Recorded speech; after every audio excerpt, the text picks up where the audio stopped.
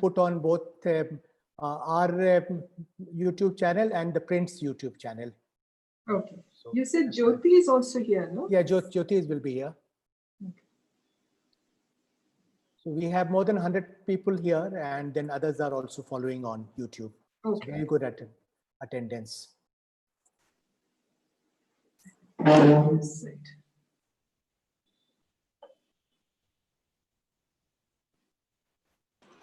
Sure. We are now streaming live on YouTube as well as recording the meeting, so we can start whenever you'd like. Sure. Thanks, Samanvay. Well, good afternoon, everyone. Now, let me welcome all of you to this ICS webinar on India and China, the end of a chapter, hosted by the Institute of Chinese Studies. We have the Print as a media partner, and as Samanvay mentioned just now, we're live streaming this event on our YouTube channel. It's really good to have so many old colleagues, old friends, distinguished colleagues with us this afternoon.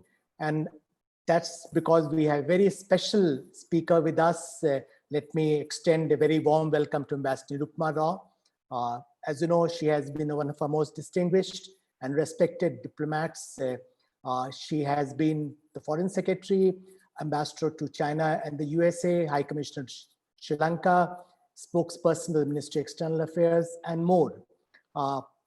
However, as an old colleague and friend, I can tell you that China has been a very special interest and passion for Nirupama. She has closely watched China and helped shape India-China relations over an extended period.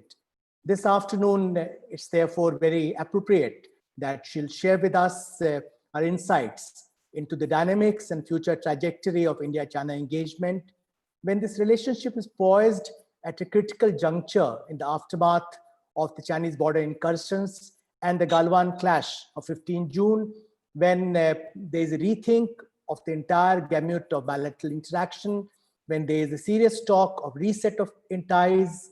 Nirupama will examine what is driving Chinese behavior and whether it's part of a larger Chinese agenda of seeking global paramountcy.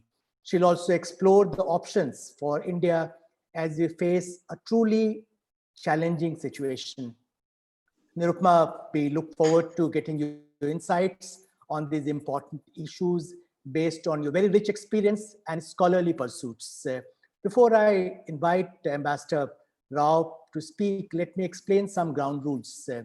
Ambassador Nirupama Rao will speak for about 30 minutes or so, when we'll mute all other participants. Thereafter, she has kindly agreed to take some questions. You may indicate your interest in asking questions by using the raise hand option available at the bottom of the list of participants. Questions can also be sent to me through the chat option, which is also there on the menu on your screen. I'll call on participants to ask their questions. The concerned participant will unmute himself or herself.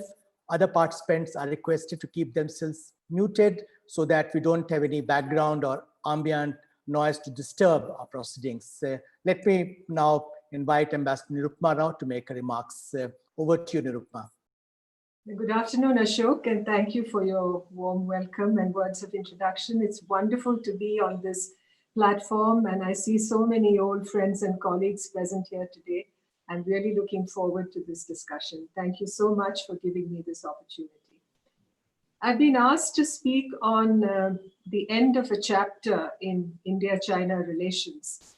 And I think we are all more or less agreed that the night of Monday, the 15th of June, when the Galwan incident, tragedy happened, truly represents a watershed in relations with China and marks the end of a chapter of literally 45 years when no armed confrontation involving loss of life had happened in the India-China border areas. And it's also, in many ways, a kind of epitaph, I believe, to a chapter that was inaugurated with the visit of Prime Minister Rajiv Gandhi to China in December of 1988, because essentially we had built a kind of structure of relations following that visit, quite diversified. And we had taken a long-term view of the boundary question. We were working on a solution, not that we had been able to achieve one, But in the meantime, we had also managed to maintain peace and tranquility in the border areas.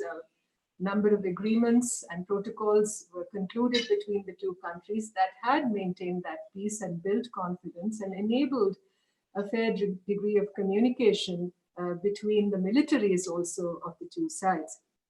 Trade had grown, leadership level contacts had multiplied, and all across the board, I believe the relationship looked very different from what it did in 1962 when we had a conflict with China. So what is the import and significance of what happened in Galwan on the 15th of June? Can it be business as usual after this? I believe that the whole calculus of relations has been disturbed and that nothing on the scale was really witnessed by us since 1962. Of course, you may argue that it is true that India and China are in a very different place from where they were in 1962. And we've grown immensely, both in terms of strength and stature. China perhaps somewhat more than we have. But this, as I mentioned, the substance and the diversity of content also in our relations is very different from what it was in the 1950s. The mood is very somber at the moment.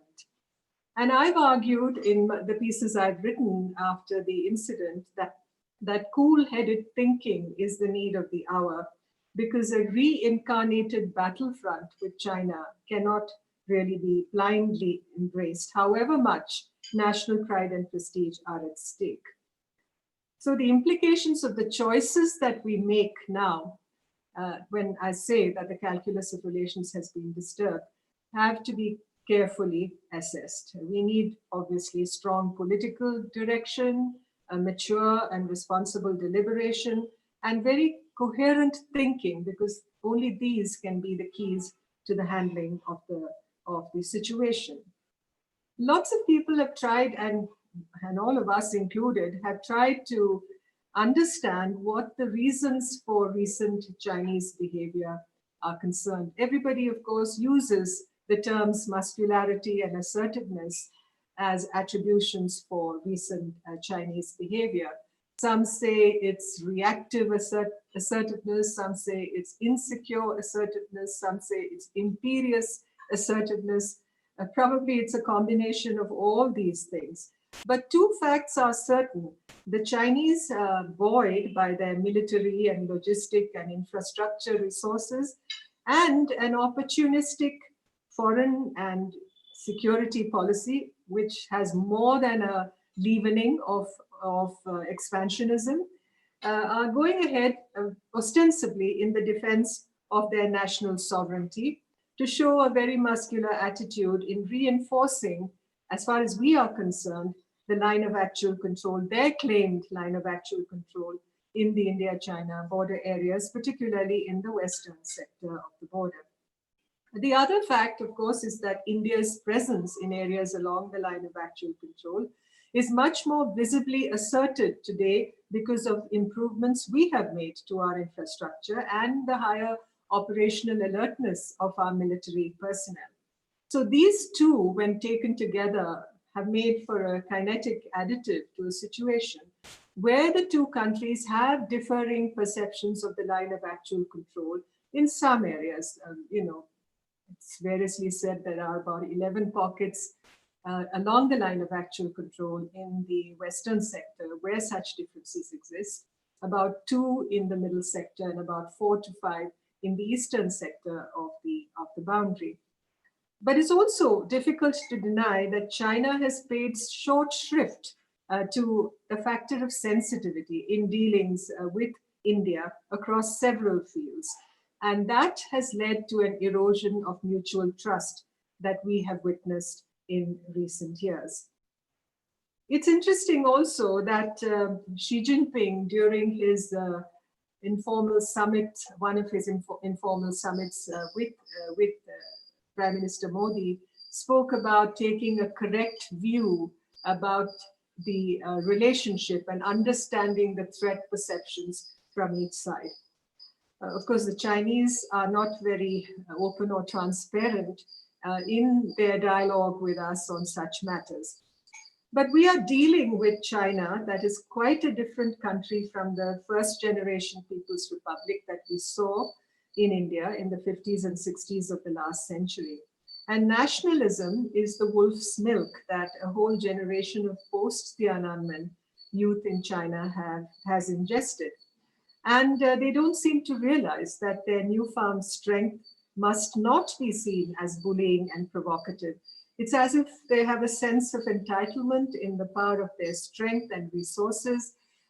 They're very much in the position where, I remember Cecil Rhodes saying that when Imperial Britain was at its zenith, that Britain won the first prize in the lottery of life. So the Chinese seem to think that they won that first prize in the lottery of life. And it can be very intimidating to the rest of the world. It's not just that India has been at the receiving end. Even countries like Sweden and Norway, I mean, perfectly vanilla-hued relations with China in the past, and today even they're at the receiving end of Chinese intimidation. And Canada is another country that I'd like to mention. So obviously all this is not winning them friends and influence. And I also feel the Chinese have no universal idea to really purvey, because if you look at the United States or democracies like India, we have the concept of freedom, of democracy, of human rights to purvey. Whereas, what does China contribute to the global good is the question one may ask, especially in the face of such bullying and provocative behavior. As far as India is concerned, I believe post-1962, the distrust of China has not evaporated, and it's embedded in the Indian psyche. We've tried to craft a modus vivendi with China that has avoided a slide into conflict and confrontation, but that approach has undergone a severe stress test, as we know, with Galwan. Now, you can argue that there are two ways of handling China at the moment. One way, of course, is to look at a complete break, look at disengagement, and look at the coalitions, the countervailing coalitions that we can craft with friends and partners. A lot of our friends have spoken about it, and I need not go into detail.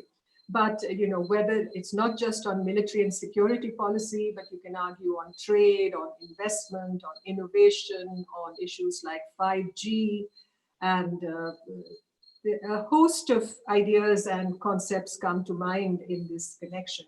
So obviously that way is open, and that is not something we need to set aside or disregard.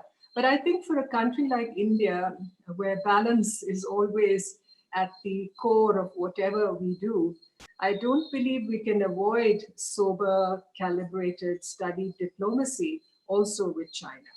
Because diplomacy is as ancient as war, and sometimes it does, and many times it has won over the battlefield and builds more secure futures than conflict does. And given the fact that we share this very long border of almost 4,000 kilometers with China, just the line of actual control is a little over 3,000 kilometers.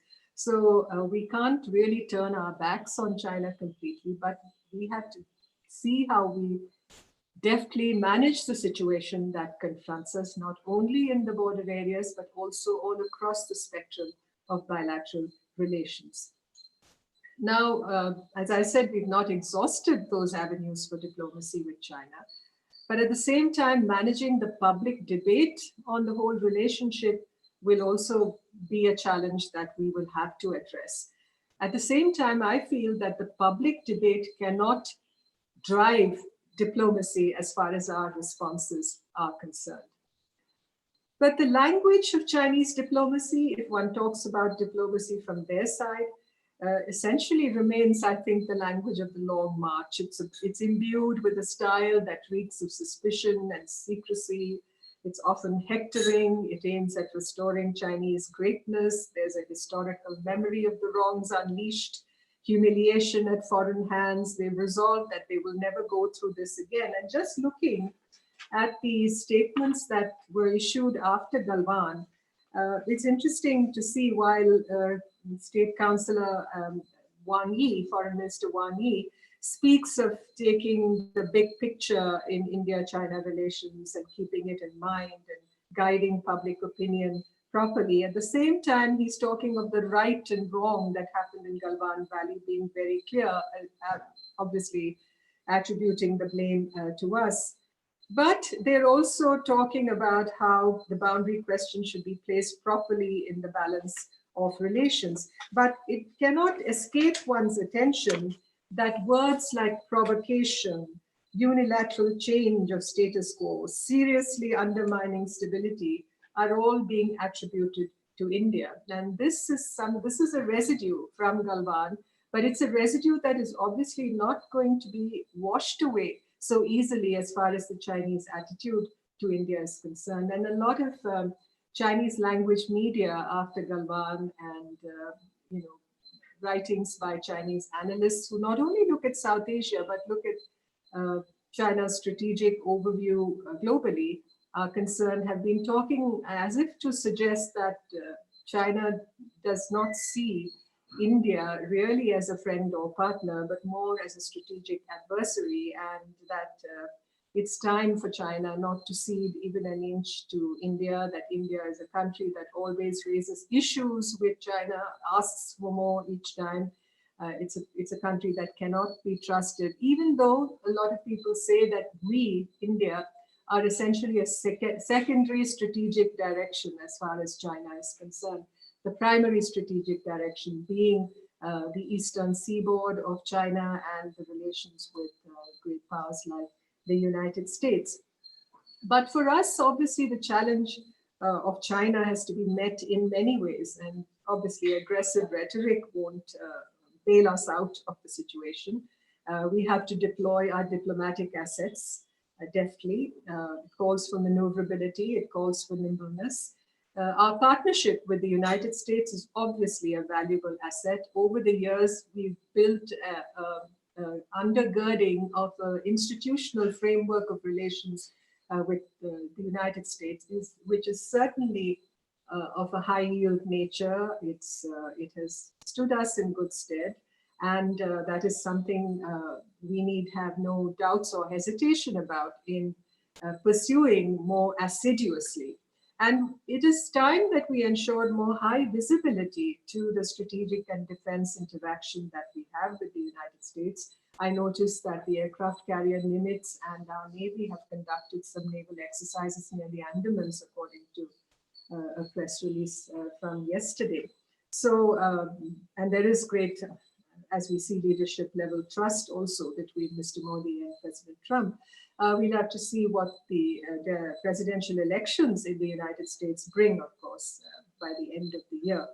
But our naval and maritime cooperation and our peninsular coastline is our unsinkable aircraft carrier, together with our island chains like the Andaman and Nicobar and the Laccadives.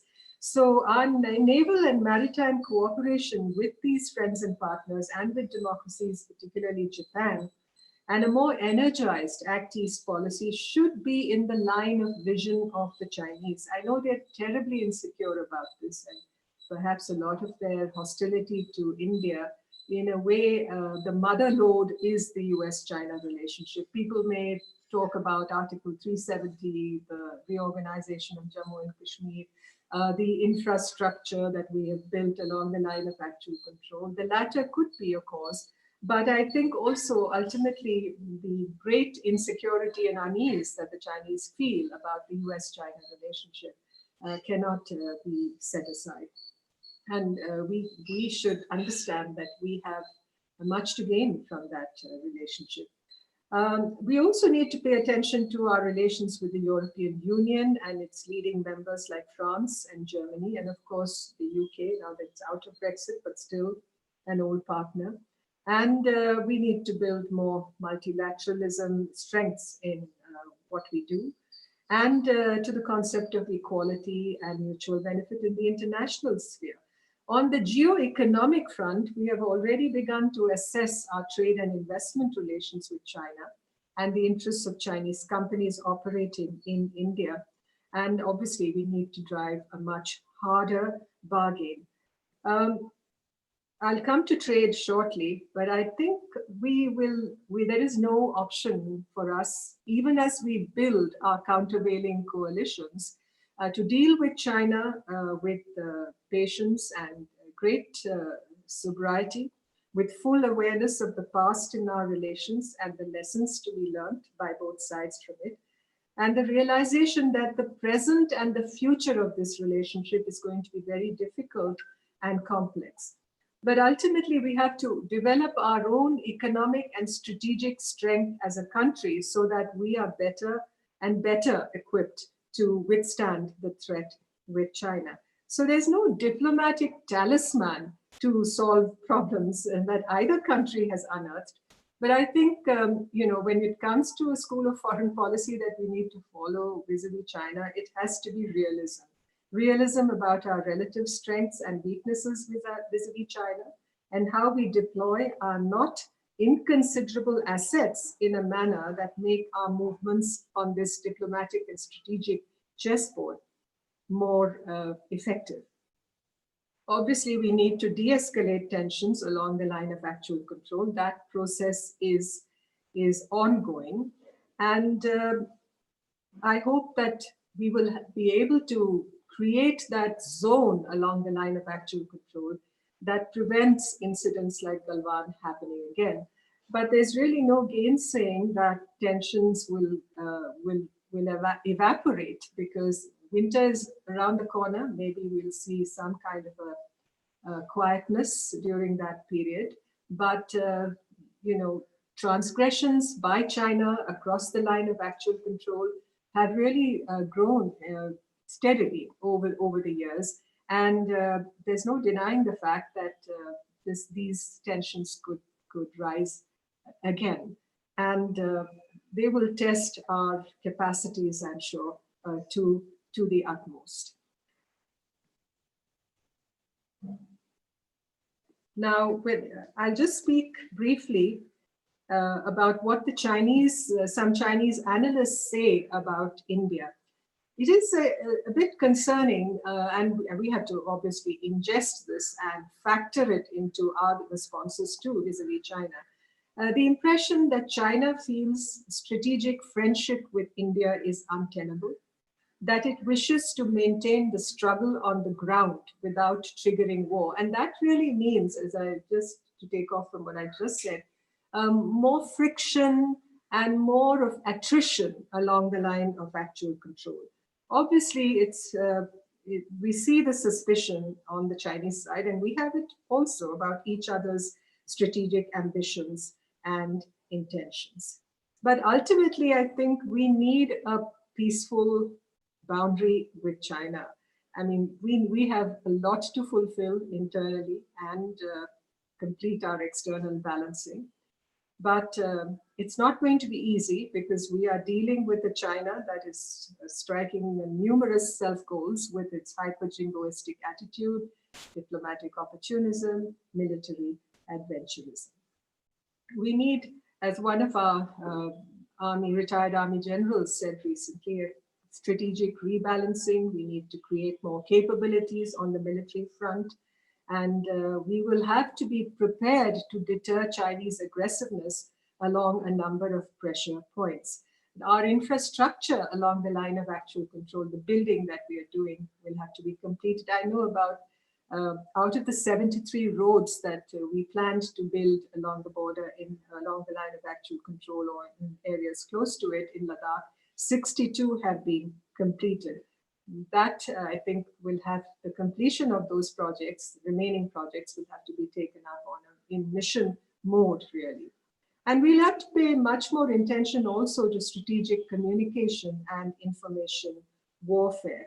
On the Chinese side, even if we say, a lot of people say that 2020 is not 1962 and that we have a much better prepared and battle-hardened army and defense forces than we had at that time. But we must remember that the Chinese capabilities are much more networked, especially as far as cyber and information warfare, the C4 ISR, as they call it, the command and control and communication and computer capability together with intelligence, surveillance, and reconnaissance.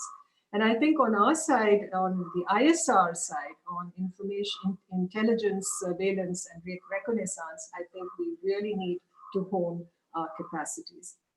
So even as the Chinese may say that we need to overcome the differences that have arisen in the relationship and turn it around as soon as possible and look at the big picture, maintain peace and tranquility, and disengage expeditiously, I think we will have to take all that at face value and understand that the challenge has not gone away, that the struggle is going to be indefinite, and the future does not look very promising in that relationship. And as far as trade and economic relations are concerned, I know that, as I said earlier, that the government has taken a number of steps to see how we can balance that relationship better and to look at the areas, especially which impinge on our security and national interest as far as Chinese presence in India is concerned. The frustrations with China on this front are not new. Trade relationship is grossly imbalanced, and we have a justified grievance about China's reluctance to open in sectors like IT and pharmaceuticals, the non-tariff barriers that they have imposed on us, the huge trade imbalance. In the meantime, the Chinese have made much inroads into our economy, and the growth of Chinese investments in India since 2014 has in a way changed the nature of the trade relationship, because you see them in manufacturing, in infrastructure, in energy, automobiles, consumer goods, real estate. And the tech giants like Alibaba and Tencent, they are some of the new entrants into the tech sector and the startup sector. Alibaba and Paytm, Snapdeal, BigBasket, Zomato, Tencent and Ola, Flipkart, Baidu, and Swiggy. So these are, some, and the mobile phone company, Xiaomi, is another big investor.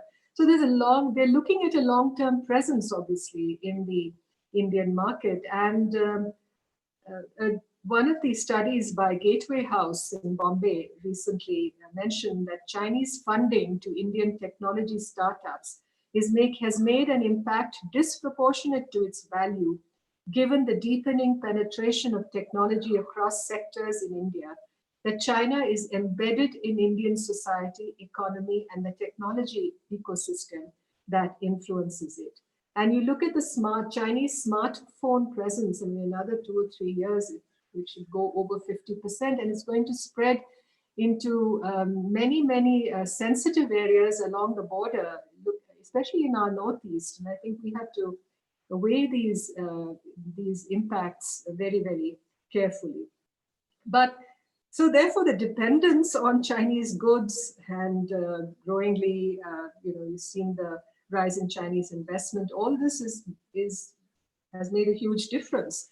Unfortunately, our own Make in India revolution has not gathered critical velocity, and the relocation of substantive supply chains is not really going to be easy to India, given the state of affairs as far as the business climate is concerned.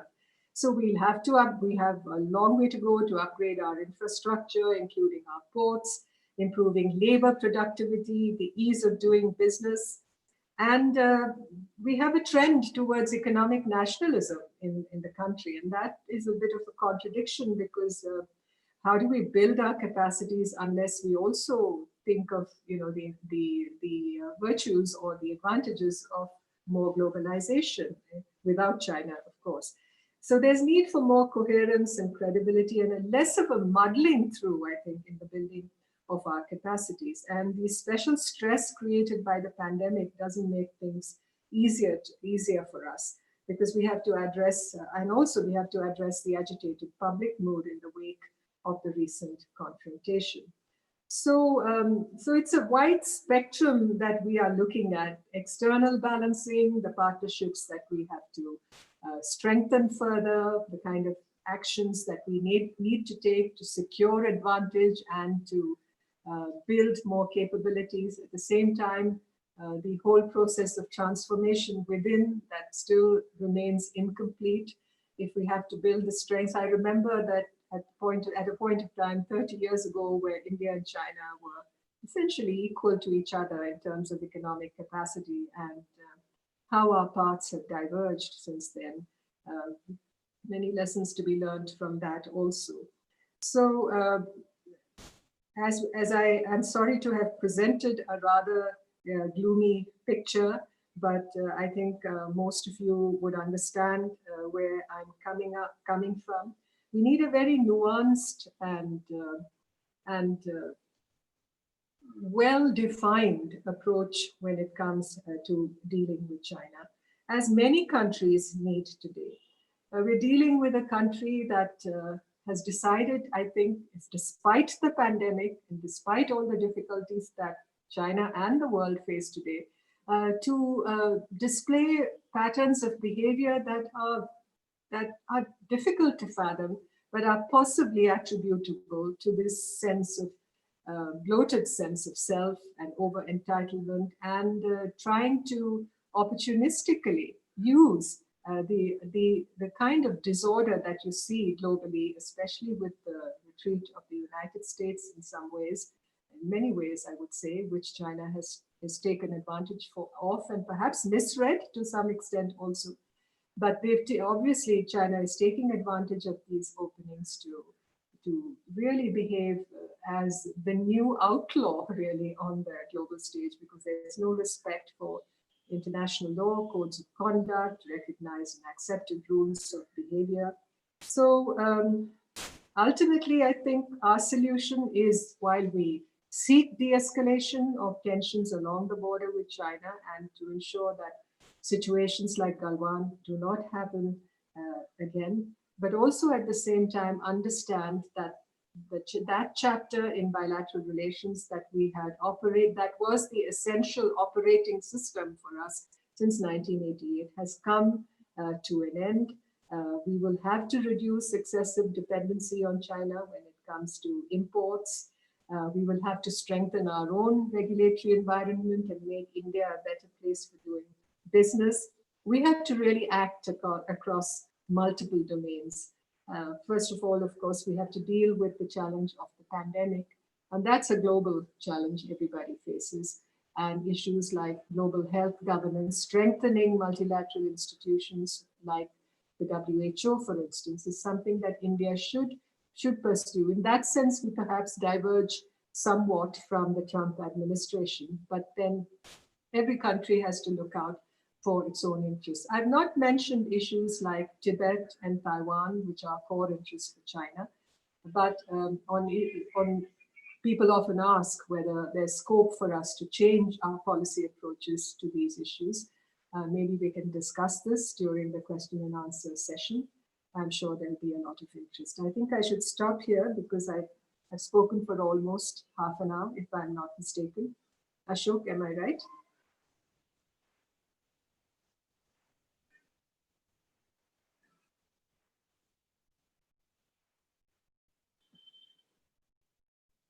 Ashok?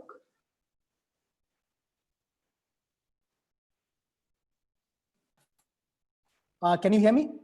I can hear you. Yeah, I can hear you. Yeah, thank you very much, Nirupma, for that brilliant presentation. You mentioned that your presentation was gloomy. It was not at all gloomy. Actually, it was a most realistic presentation, anchored strongly in a deep understanding of history of India-China relations and assessment to present trends and challenges that we face in our engagement with China. As you rightly pointed out, we have reached end of chapter rather than chapters in our relations with China. Since 1975, last 45 years, we didn't have any loss of life among border troops of the two countries as a result of an act of violence.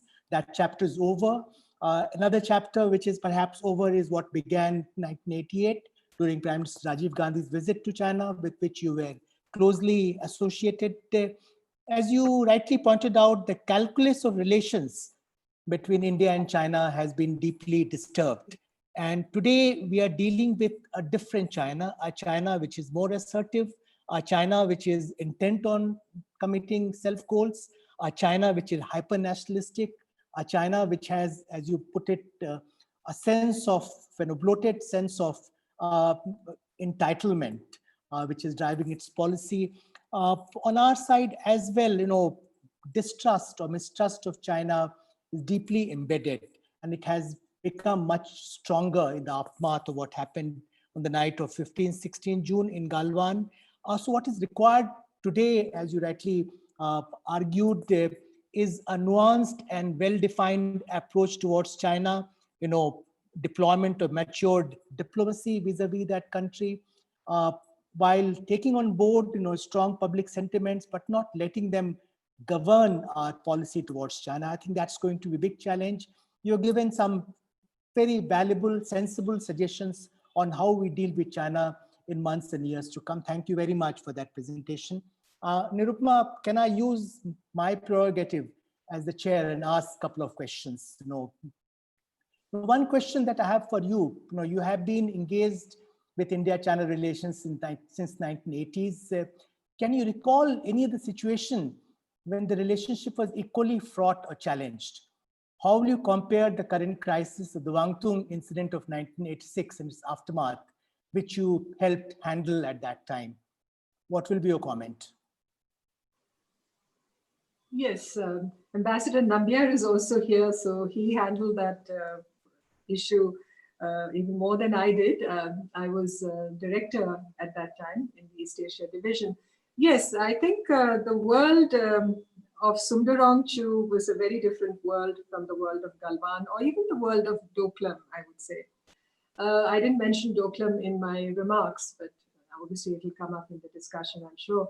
Sundarongchu was in many senses also quite serious. It was an infraction which was a serious transgression into our territory. But we were able to, in a sense, secure some strategic advantage in that area because of the heights we came to occupy over Sundarongchu, which caused the Chinese endless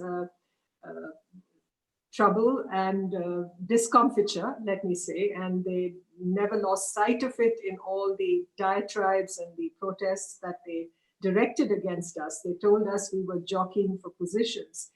This, this obsession with securing dominance, I think that we see as a strain, a skein of Chinese behavior throughout, wherever, these incidents occur. It took about 7 years for that problem to be resolved, as you know, the Sundarongchu standoff to be resolved. I think the world of Sundarongchu was also very different because, we live today in a universe of instant communication, of cyberspace, of social media, of 3 a.m. tweets, and policy often gets driven by the amphitheater. That was not the case in Sundarongchu. I mean, even less than 1962, because in 1962 we had the white papers and we had constant, focus on the differences with China. But in the case of Sundarongchu, somehow the mood was far more modulated, I think, and that in a way helped to keep tensions from boiling over, and also perhaps one can argue violent, really bloodshed from happening. What happened in Galwan, of course, we'll have to dissect really what went wrong, but it was a terrible tragedy, and we avoided that in Sundarongchu. Thank you. Thank you, Nirupma. Nirupma, you have this vantage, you speak from this vantage point of having been an ambassador to both China and the USA.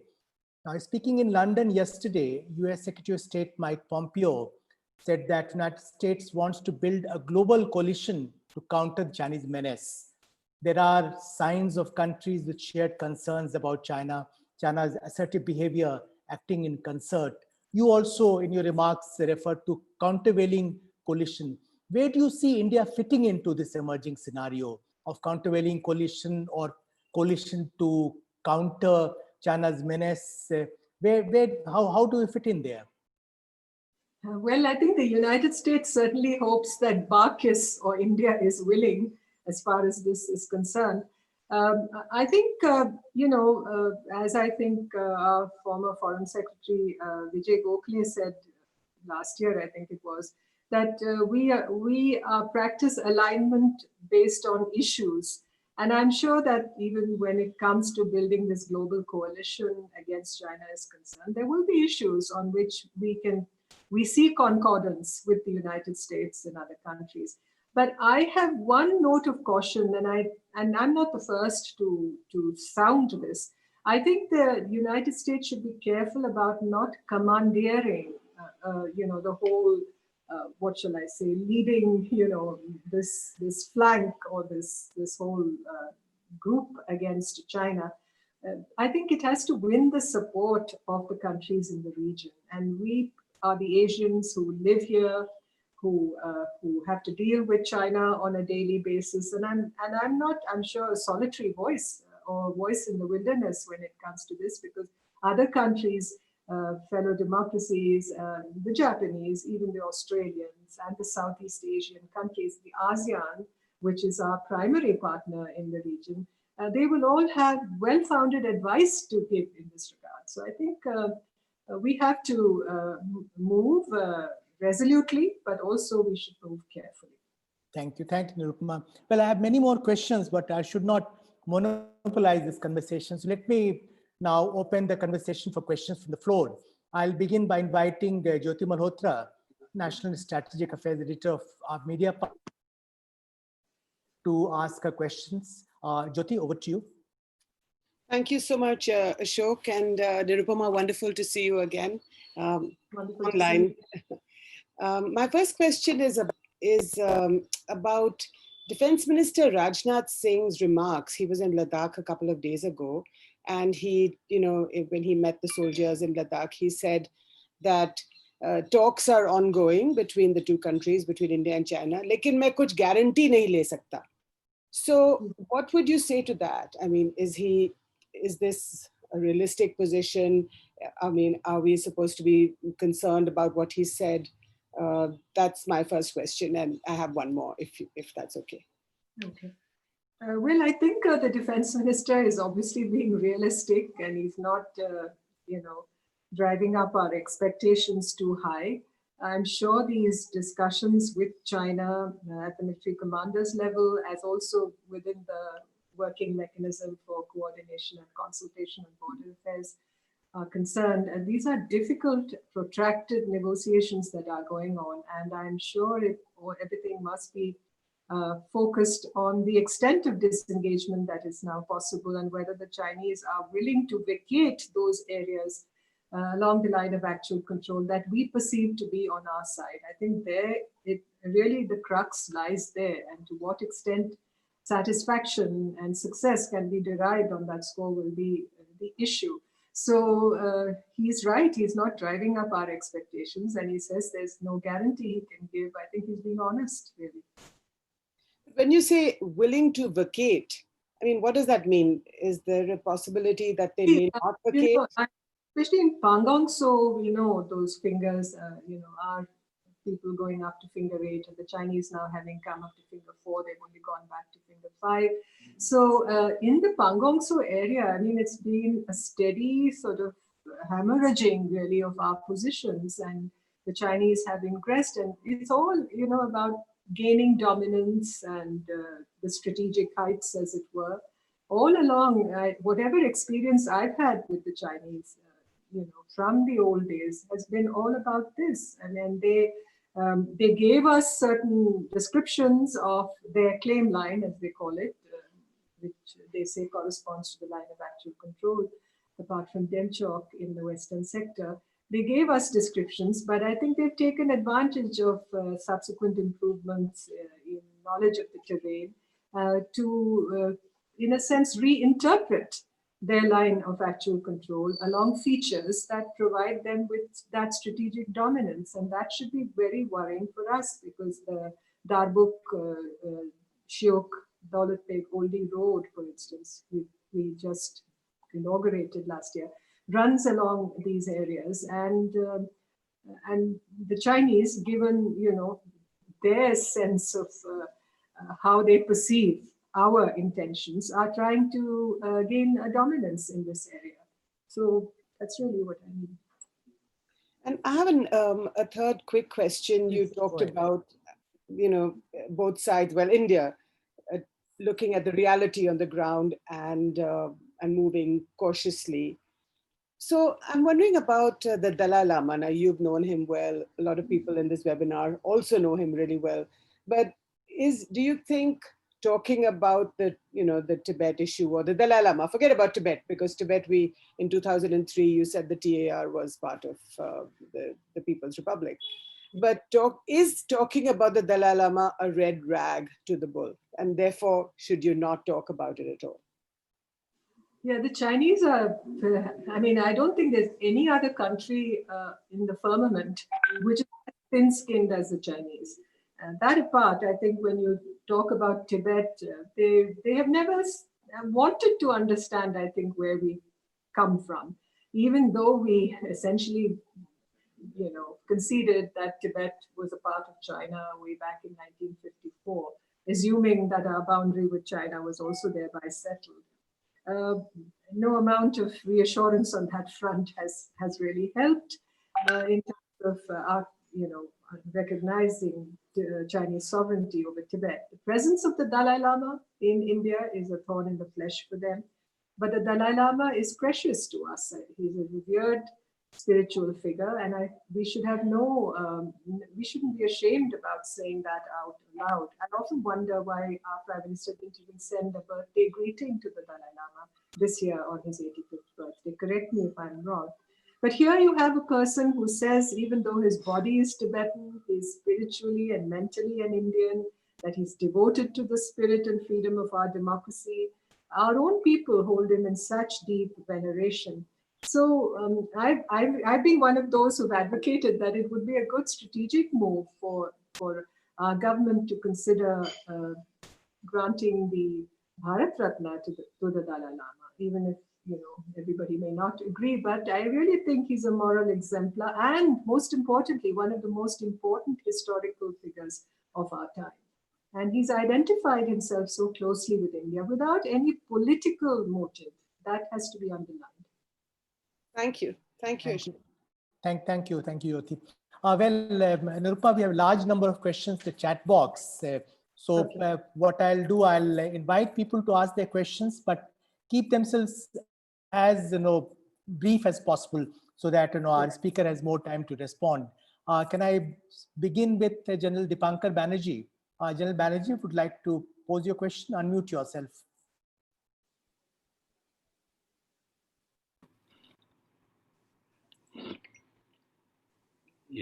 Yes.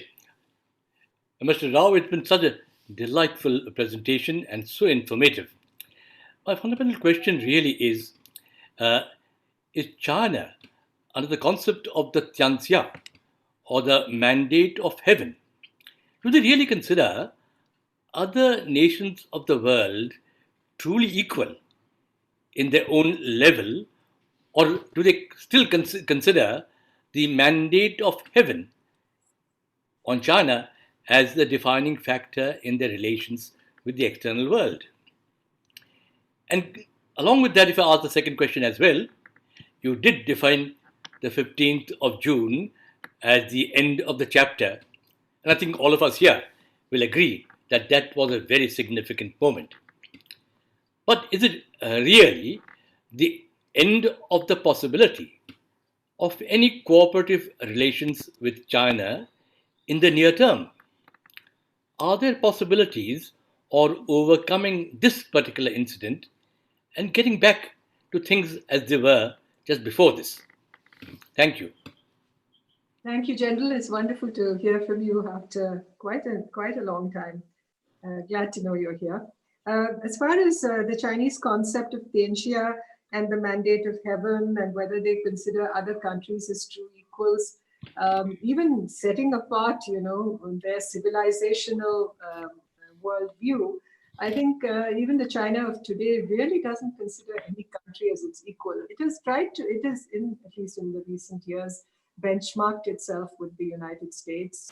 And even that, after the financial crisis of 2008, 2009, they've constantly, been overcome by this sense of overarching hubris that their time has come and that the US, the sun has set on the US. And that is really a sign of hubris on their part. And I think it's true what Edward Luttwak said recently, that China seems to suffer from what he calls great power autism, and with no offense meant to autism per se, but and talking of countries having autism, he says China suffers from great power autism. I hope that answers your first question. As far as this being an end of a chapter, an end of the possibility of any cooperative relationship with China, yes, in the near term, I think a lot of our cooperation and our relationship with China is going to be affected, because even if you look at the statements that have been issued after Galwan, ours talk about de-escalation, disengagement, need to observe peace and tranquility. We've talked about the LAC issues. There's been no reference to the relationship, which means that everything is on the drawing board as far as the government is concerned. And perhaps, the thought just crossed my mind, just as, you had the White House issue a policy paper a few weeks ago on strategy towards China, an open paper. Perhaps it's time our government did that also. I think we need to place before the parliament and the people what our strategy towards China is going to be. And perhaps this is time for that kind of a white paper. But things obviously cannot go on in the way they proceeded over the last 30 years or so. There will be a lot of, ground has been lost because of Galwan. A lot of damage has been done. The foundations have been shaken of this relationship. So I'm not talking of complete decoupling or disengagement, but we will have to redefine engagement. It'll have to be a new rebirth, but a different rebirth for our China policy. Thank you. Thank you very much. Smita Sharma, she has more than one question in chat box. Smita, can you limit yourself to one question? Just the two very quick one questions. question, please. No, one question. Okay, on the because you mentioned about the US-India relation and how that's basically that's the load that the China prison sort of works with. The decision of the US, for asking the Chinese consulate in Houston to be closed down. Do you see that relationship unraveling at a greater speed, and what would the ramifications be really for the Indo-US, Indo-China ties at this point? Well, obviously, all sort of bets are off as far as the Trump administration's approach to China is concerned. But if you, I don't know what the reason, of course, for the closure of the Chinese consulate in Houston, what the reasons are. I'm sure the US administration has certain reasons, but all this doesn't look very good for the US-China relationship. And this kind of no holds barred antagonism, where is it going to lead? And I'm not sure if I'm exactly comfortable with that situation. People like us, and that's why I mentioned we, the Asians, I mean, we are not the Americans, we are the Asians, even if we are peoples of the Indo-Pacific, just as the Americans are. We live here, we've lived here through history, and we have to deal with the present and future. So we'll have to see what further steps the United States takes. But as I mentioned, if you read that White House paper, which people like Matt Pottinger and others must have authored, you have very, very sensible people in the US administration at the middle and senior echelons. So I hope the top leadership in the United States will be guided by the advice of these very experienced, very sober-minded people. Thank you. Fatima, can you ask your question? Unmute yourself.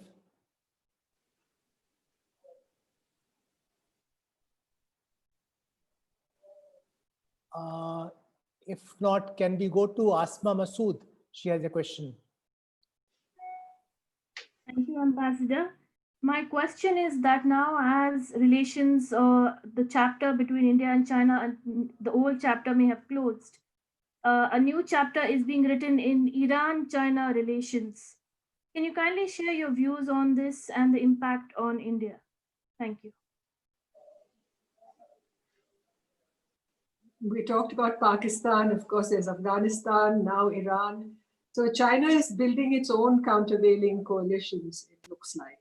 I think the announcement on relating to Chabahar port, whatever one reads in the media as to what the Iranians have decided about our involvement in Chabahar and our whole, plans to construct that railway line to the Afghan border, it's really unfortunate that things have come to this pass. And of course, one wonders why the Iranians have taken this decision, whether they've come under Chinese pressure. They're themselves, the Iranians, isolated. They're facing a lot of heat and difficulty from the US sanctions. So the isolation of Iran probably has led to them accepting the Chinese embrace, strategic embrace in that connection. And that has had obviously an adverse fallout in terms of what happens in Chabahar also, although the Iranians now say they're going to build the railway line themselves. I think it also, should open our eyes to why this sort of delay occurred as far as our commitments, implementing our commitments to developing the port and building that railway line. Of course, you may argue that the US sanctions created difficulties for us, but we had obtained an exception for Chabahar. People say that the devil was in the detail and that we were not able to really get all the approvals we needed. But we don't exactly have a very encouraging record when it comes to implementing projects. We're good at soft power dissemination. We're good at the technical training and capacity building. Maybe that's our real strength. But if we have to really aspire to that kind of great power status, we should be paying much more attention to the speed of implementation, delivery, making that visible impact. Because take CPEC, for instance, it may have very little economic logic to it, but it has a lot of political logic to it. It has high visibility. It has propaganda value. I think there are things we can learn from the Chinese in this regard too. Thank you. Thank you. Saurav, Ambassador Saurav Kumar. Thank you very much. Thank you, Nirupma, for a superb and most eloquent presentation, stressing nuance. I think the key word, as Ashok also mentioned, we have to take away. I want to ask you, you mentioned that Xi Jinping in his remarks stressed the need for a correct view of India-China relations to be taken. What would be your interpretation? What did he have in mind exactly? And you mentioned also, a second point, the sense of unease the Chinese have at Indo-US relations. I want to ask you, would you agree this is a patently unreasonable proposition, intended to put India on the defensive? Indo-US relations are nowhere near as dense as China-US relations all along. At one stage, they were discussing South Asia. So this has to be frontally refuted in our strategic dialogue. Politely, of course, not dismissed, because now you have the formulation, each side should be sensitive to the other's concerns. And you can't tell the other what your concerns should be, or that they are unreasonable. But they have to be taken up. Otherwise, we end up being in a defensive state. So I'd like your, thank you. Yeah. Thanks, Saurabh. Well, this is yet another example of great power autism and great power tone deafness as far as the Chinese are concerned. Because, I came across this other thing that Xinhua put out in October 2019 after the Mamallapuram summit. And it quoted Xi as having told Mr. Modi that maintaining and developing good relations between the two countries is China's unwavering policy. And that, and I quote, we must inject a strong endogenous impetus to bilateral relations, correctly view each other's development and enhance strategic mutual trust. He apparently pointed to a lack of appreciation of each other's core interests and the need to prudently deal with such issues. Now, I mean, what do you say? I mean, this is just seeing the world through Chinese eyes and the gospel according to China. It's obviously patently unreasonable. And when you're talking of a strong endogenous impetus to bilateral relations, basically saying that you shouldn't be influenced by other factors. You should just look at China and accept the fact that you need to have good relations with China, develop those relations, forget about countries like the United States as implied and all your other partners, because ultimately they will leave you alone to fight your battles for themselves. I mean, to some extent that may be true. We will have to fight our battles ourselves, but we could do with a little help from our friends and choose how to use that help. And that's where nuance comes in. So I don't think we should be on the defensive, but we have, unfortunately, I think to some extent, been on the defensive when it comes to making sure that we don't tread too much on Chinese toes. We've trodden very softly, I think, so far.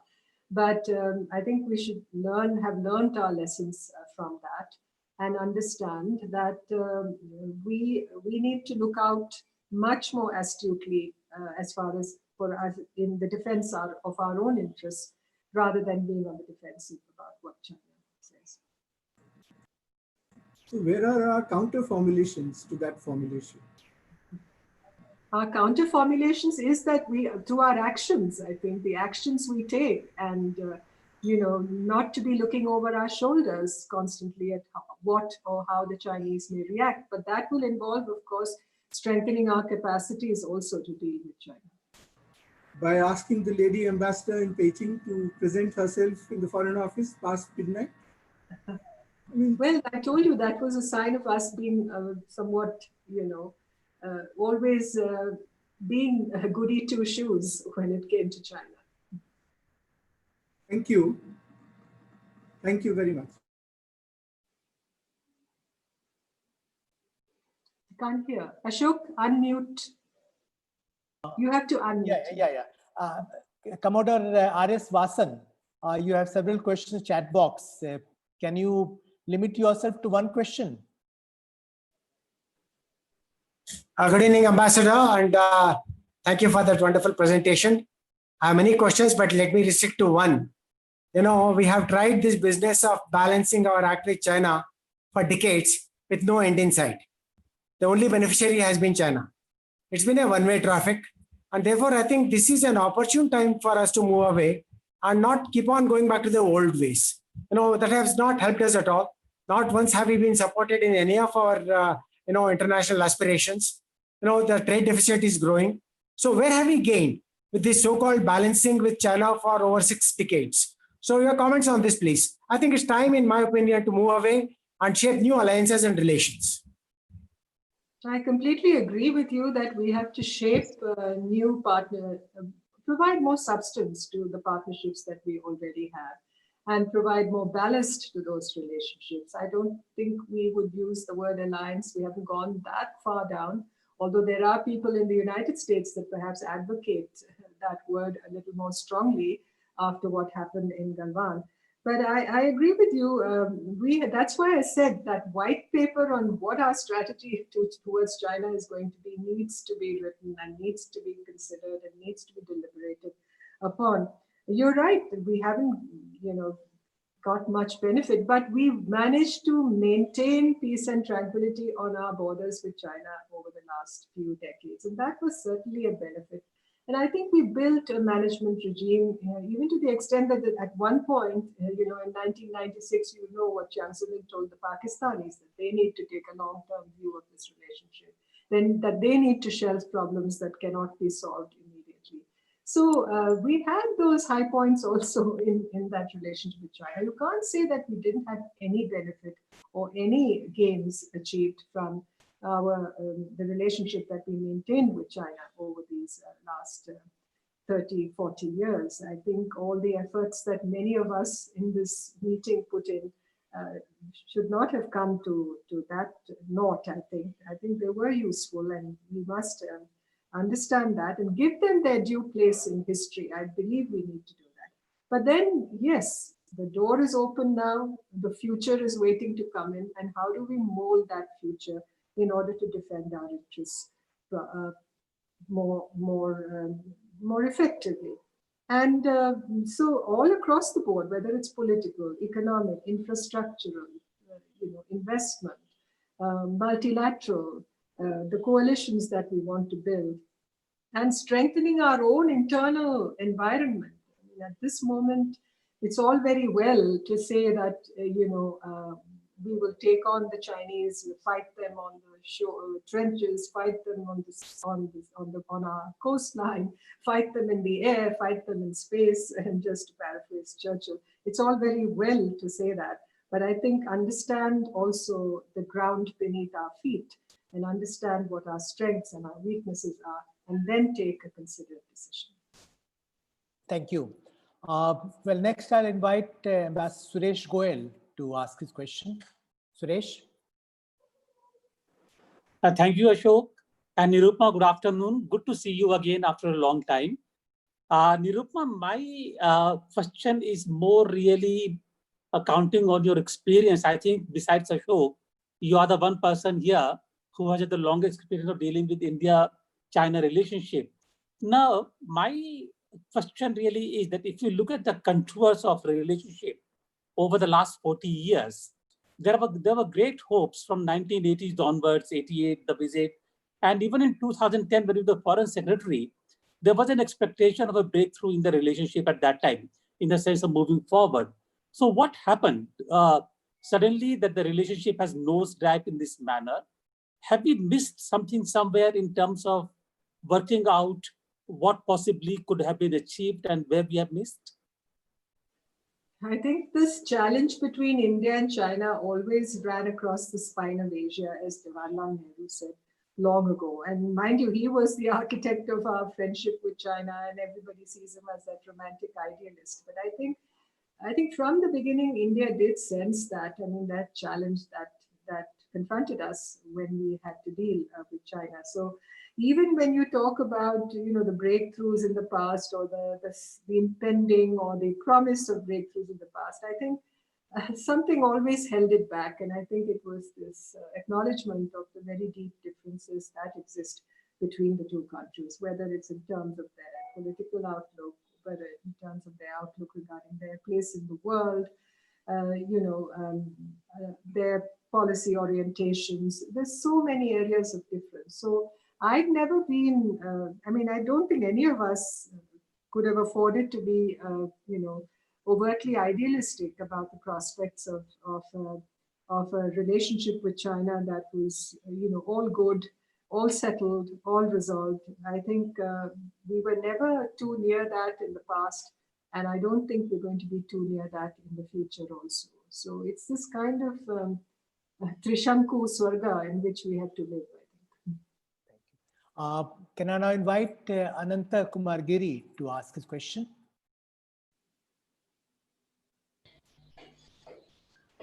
Thank you.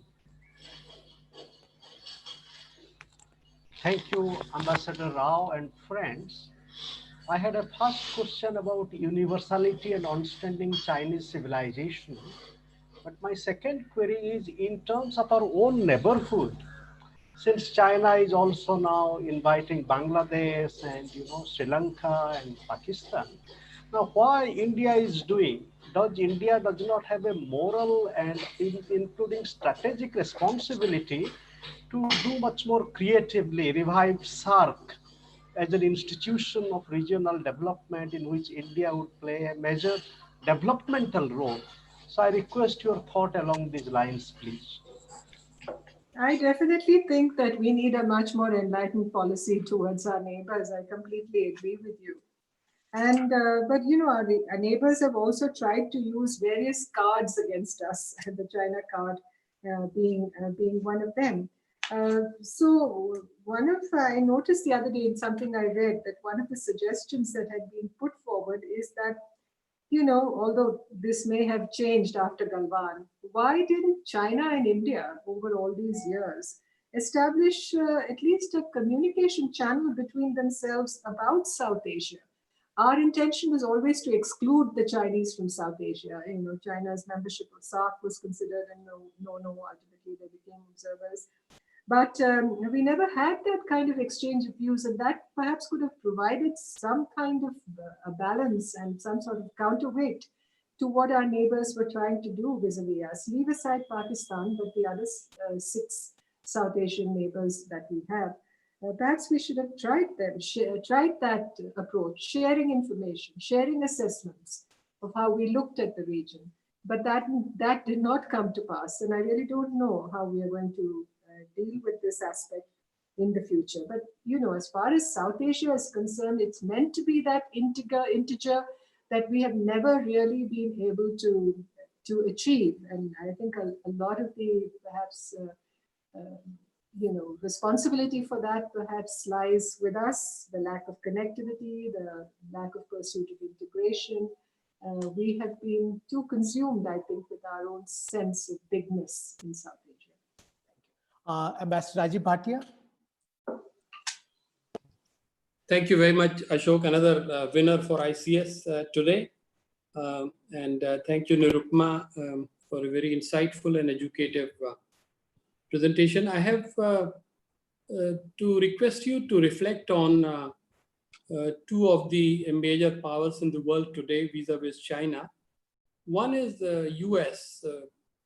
On the basis of your experience in the study, do you feel that the US would continue to be tough next year under one or the other man as the president? And secondly, in Russia-China growing proximity, what do you think is the place of India, especially looking from Moscow's angle? Thank you. Thank you, Rajiv. Good to meet you virtually on this platform. So the US-China relationship, will it kind of change, perhaps at least for a less confrontationist situation after assuming that there could be a Biden presidency? Well, today there's a bipartisan consensus within the United States that you need to understand that the scales have fallen off American eyes, that the Chinese have taken advantage of America's goodness. So it's really, as Orville Schell said recently, a death of engagement in some senses. And there is, among the American people also, a lot of resentment towards China. Although the academe in China, in the United States, I think is somewhat divided about what kind of approach to take towards China. And that's one, perhaps, since this is the Institute of Chinese Studies where I'm speaking, and Ashok will be better equipped to perhaps comment on this, but we haven't built the kind of resilience in India-China relations, as was pointed out recently, that the US-China relationship has built over the last century, I would say. Forget the 50 years of Nixon, after Nixon in China. But that kind of resilience is absent in the India-China relationship, but it is there. It undergirds the US-China relationship. So in a sense, I think there will be some self-correcting mechanisms, and the stability of that relationship cannot be shaken beyond a point, unless of course Mr. Trump comes back to power. Then of course all bets are off. And as far as Russia is concerned, Russia and China have grown infinitely closer to themselves. And if you look at the whole westward orientation of the Belt and Road and the way the Chinese have now occupied that landmass in many senses, and Russia has essentially become a secondary power in that configuration. Although you don't know to what extent Russia is willing to cede space. I think as far as Russia, India, and China are concerned, Russia has very clearly said that it cannot really mediate between India and China. It has no such aspirations. That's what Sergei Lavrov said recently. But one wishes that, for instance, in Afghanistan, I wish the Russians could have played a more leading role when it came to aligning Russian, Indian, and Chinese interests more effectively within Afghanistan. That could have been one of the areas of cooperation. You know, it is ironic, or perhaps you know, difficult to really swallow, that the only area where we are able to cooperate with China in Afghanistan is in training Afghan diplomats. Is this really the role that we as an aspiring leading power want to have? I think there's a lot of gulf between what we say on record and what really happens on the ground. I think it should make us think more carefully about these things and more introspectively about these things. So where Russia and China are concerned, much more close today, and really that triangle, as it were, Russia, India, China triangle is somewhat imbalanced. Thank you. Hemant, Dr. Hemant Adlakha. Thank you, Ashok. I'd actually posted my question, but I'll ask anyway. It's a simple, short question that the title of the lecture today is End of the Chapter. So what is next? A new chapter or a new book? Thank you. And I don't think countries write books today. So I suppose a new policy framework, I think that's how perhaps I would put it. Thank you. Shailendra Raj Mehta wants to ask a question. We are running out of time, so keep your question very short, Mr. Mehta. I'll keep it, yes, thank you. I'll keep it very brief. Thank you, Ambassador Rao, for a very nuanced and a wonderful talk. I second everybody's opinions on this. My question is, could the Galwan adventure be Xi Jinping's biggest diplomatic blunder? Now, why do I say that? I say that because if you think about the global coalitions that are forming against China, very clearly you have USA, India, Japan, UK, Australia, perhaps even France and Nigeria may join in some fashion. And who's firmly on the Chinese side? I can think of only Pakistan, North Korea, and Iran. If that is the case, if this is how the global chessboard is lining up, this seems like perhaps the most short-sighted move and the biggest blunder that will haunt Xi Jinping for a long time. Your thoughts, please. I completely agree with you. And I think it's not just Galwan. I think the whole manner in which Xi Jinping has gone about transacting relations with countries across the world, whether it's in the region, whether it's neighbors, except, you know, the smaller neighbors of China, where China transacts patron-client relationships. In fact, with Pakistan, for instance, what is it? I mean, even with Nepal to a large extent, with the smaller countries in South Asia, that really it's not a relationship among equals. And unfortunately, the countries in the region don't seem to be uncomfortable in that position. But by and large, I think this is Xi Jinping's greatest blunder. And this legacy, this poison chalice that, you know, China seems to have drunk from under Xi Jinping's tutelage and leadership is going to cost them very dearly. Last two questions, and we'll ask them to pose questions and you can answer them together. Admiral Muralidharan and then Ambassador Ashok Sajjanhar. Admiral Muralidharan. Yeah, thank you, Nirupama, for the wonderful presentation. I'll come to the maritime aspects, being a naval man, as you touched upon it briefly today and also written in many of your articles. So do you think our going in more for exercises or joint partnerships like the Malabar, expanded version of Malabar, or the Quad, or even involving the smaller nations of the region, maritime nations, along in the South China Sea and more in the Pacific, and now, of course, increasingly in the African coast, do you think this will have an impact and it will worry the Chinese? Your views? I think it will definitely worry the Chinese, but I don't think we should be too worried about worrying the Chinese. And the path that we are now increasingly going down, with, you know, the Malabar, including Australia, possibly in those exercises, the recent naval exercises that we had off the Andaman, on the Andaman Sea, more exercises in the Bay of Bengal. You see, the maritime environment that we geographically command, to say the very least, in the Indian Ocean is such a tremendous asset to us. Even if, along the land borders we face such difficulty, our unique position in the Indian Ocean and in that maritime environment, our ability to look dominantly over the choke points, I'm sure it makes China very, very vulnerable and uncomfortable. But that doesn't mean that we can just rest on that assumption. We have to build capacities, we have to devise strategies, take steps that enhance our leveraging capacity, our leveraging advantages. So it works. We can't stop working on those advantages. Now, Ashok Sajanhar. Yeah, thank you very much, Ashok, and thank you, Nirupama. Good to see you, and thank you for an excellent presentation.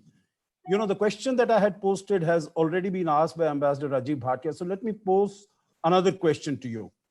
And that is, you've spoken briefly about the economic, actions that India could take in the economic field, in the economic arena. We've seen, the 59 apps being banned. We've seen some action on FDI and so on and so forth. Now, I think the prime, what should I say, the prize in front of us is banning Huawei and ZTE. Some of the other countries have done it. What is it, do you think, that is holding us back? I've tried to think about it, and I thought, is it because our discussions on disengagement at the border are going on? Is that the reason why we are going a little slow, or what is it? Because I think if India were to announce this decision, it would have great resonance in other countries also. Your thoughts? Well, I think that, there is talk of a coalition of democracies to work on 5G technology. I think it's called the Group of 10, if I'm not mistaken. I think we should certainly go down that road. I think involving Huawei in our 5G plans and their implementation should certainly be a no-no, and I think the government should go the way that the British have done. 6 months ago, nobody would have assumed that the British would have gone down that path, but they have, and there are reasons for that. And Chinese behavior has certainly not contributed to our confidence about China. And everything points to very strong connections between Huawei and the Chinese defense and security establishment. So we have to look out for our interests and certainly prevent Huawei from participating in the development of our 5G connectivity. So we have to work with other countries to build that level of technology and innovation. I've often wondered, and this may sound, a bit, too idealistic, but given our strengths in information technology, my own wish was for many years that the government of India should have declared our IT sector as a strategic sector. We have not been able to develop its strategic strengths to the extent and the potential that is inherent in the levels of skills and the knowledge that we have in this sector. So I think we should be looking at that. But yes, we need much closer coordination with countries outside to build those strengths. And I think it's time to really cut the cord with China. Well, thank you very much. We have many more questions. We have several raised hands. My apologies to all colleagues that will not be able to accommodate them because we have already run out of time. We are in fact beyond the time we have allotted for this seminar. So let me conclude here by thanking Ambassador Nirupama Rao for a brilliant presentation. Nirupama, you started with a question, India and China, the end of a chapter. But you gave a very categorical answer that we have indeed reached end of the chapter of a chapter which lasted for more than 3 decades. As you put it, foundations of India-China relations have been badly disturbed. We need to rebuild this relationship. We need to come up with a new policy framework for resetting our ties with China. You're given a number of very sensible ideas on how we go about that very serious business. There's no choice of no option of not engaging with China or decoupling with China, as you pointed out, but a fresh set of rules for engagement with China.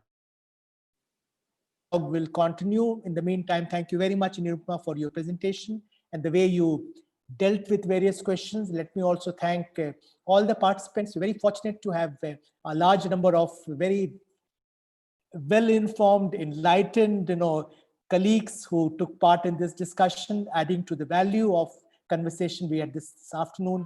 And this is one dialogue which will continue under the aegis of Institute of Chinese Studies. So thank you very much, everyone.